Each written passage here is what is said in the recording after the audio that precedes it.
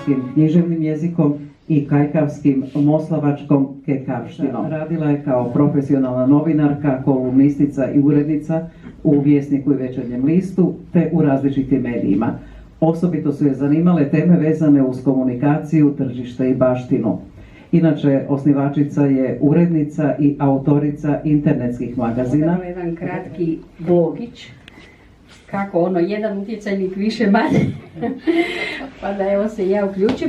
Dakle, Društvo književnika ove godine mi je objavilo u maloj knjižnici izbor mojih blogova umjesto kave. To su blogovi o ne temama od 2016. do 2023.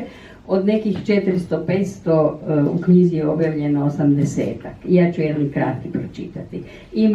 Vidjela sam, čak sam pomišljala da čitam i neki o Večarcu, odnosno baš upravo baš nešto đakovačko ovako, ali sam odabrala jedan kraći.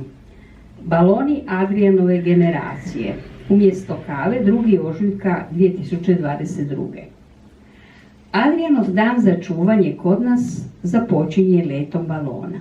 Poslije nepraktičnog, a zgodničnog promotivnog materijala, o čemu govori logo Mastercarda, koji je stigao s nekom PR informacijom i dalje. Bilo ga je šteta baciti i sad svako jutro započinje letom. Leti, leti balon. Djed hoda po cijelom stanu. Leti, leti balon. A balon uzlijeće i slijeće, prevrće se i uspravlja sve do plafona. Leti, leti balon.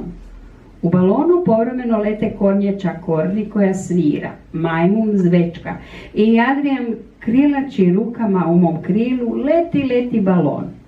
Voli naš dječak i napuhane balone, moje rođendanske. Noro ga nosi na ramenu i među balonima mali cići, cići. Iznijeli smo ih čim je prijetilo ili da se iznenada ispušu ili da prasnu. Kao i one koji su ga dočekali kad je prije manje od godine stigao iz rodilišta. U jednoj od slikovnica o Pinu, Poljaci su majstori, čitamo balone sa slogovima ma, ta, bade i letimo, letimo. Mi pjevamo pjesmicu popularnu kad smo bili maleni. Baloni, baloni, košareni bomboni. Onda navečer u jednom od TV Breaking Newsa iz Ukrajine prepoznajem dekicu kako ima i Adrijan, s kojekakvim balonima. Samo je dijete pokriveno tako da su baloni ispod, na drugoj strani baloni se ne vide, ne lete. I rasplačem se. Budućnost puna pitanja.